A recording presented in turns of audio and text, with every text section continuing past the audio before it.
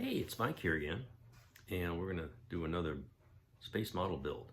This one's gonna be a little different. It's not a historical model, but I want to do something different, maybe like a diorama, and a little more imaginative with just some crazy stuff.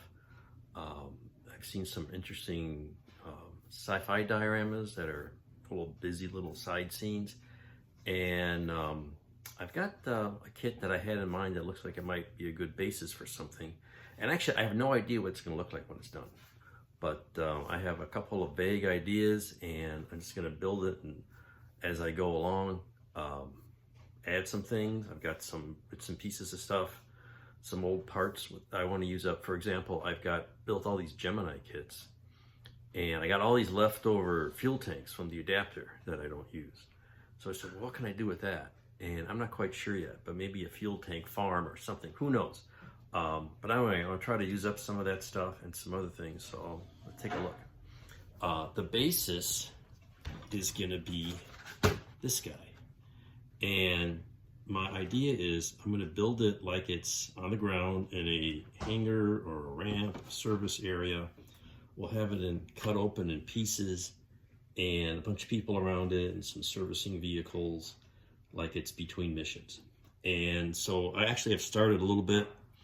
I cut it open. Well, yeah, got the thing going. So I cut a hole in the side here. I'll show some plumbing.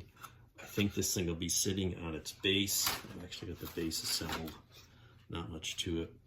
And then, it's got an upper stage, sort of a two-part glider. It's got a booster part. I'll have that separate. And I'm going to put some engines and maybe some fuel tanks in it. And then this is like the other half of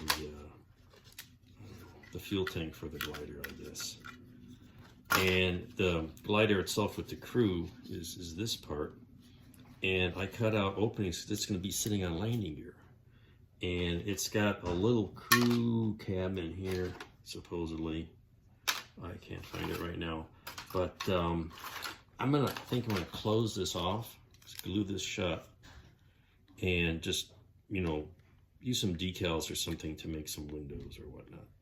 And this will be on landing gear. And so I've got some various landing gear parts I may or may not use. And then it'll be on some kind of base. I don't even know what that's going to look like. But I was scouring around various swap meets and things for additional parts. So I found a railroad swap. So what scale is it? This is 1 to 144th scale, roughly. Actually, it says 1 to 150, so that's close enough. So looking at a railroad swap meet, so I'm looking at their end gauge, which is 1 to 160-ish, I think. So I found this little crane.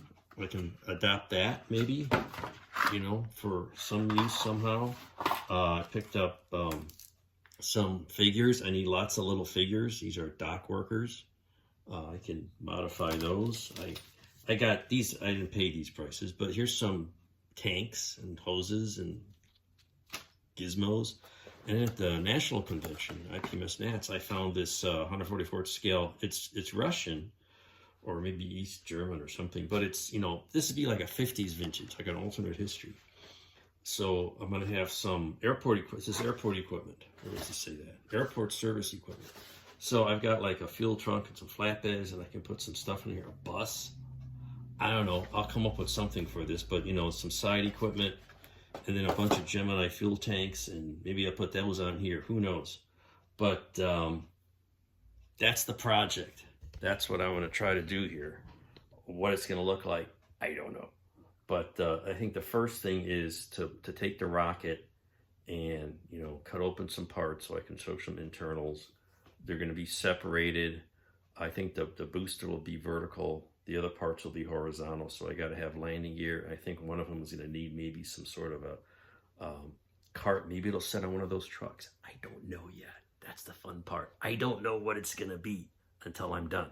So we're going to kind of make it up as we go. So follow along with this adventure. I cut some holes in here. Looks pretty good. I found some. I think this is from the 1/200 scale snap together shuttle orbiter kit. So I sized those to fit in there, and I got a do one in the nose, and that even fits when you consider where the crew compartment would go. Fits right in between there. There we go. So it's a reasonable way to do. Make this fit without overwhelming everything. It's a glider, so there's no propulsion in here. But we'll cut out the hole and box this in and make this more interesting.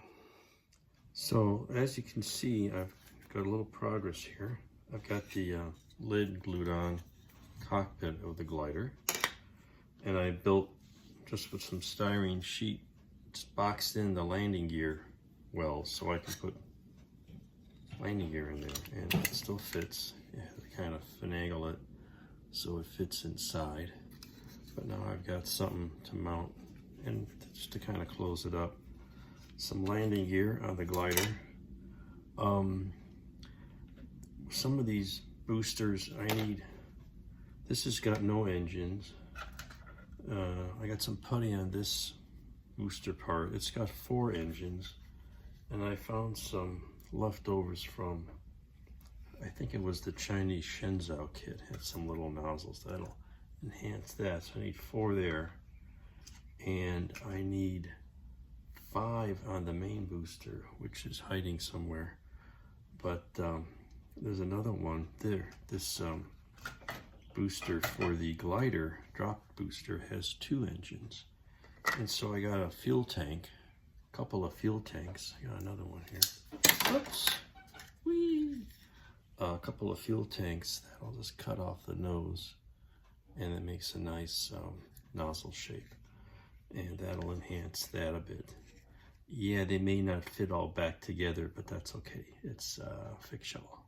So there's a lot of prep work here before I can start gluing and painting, and that's fine.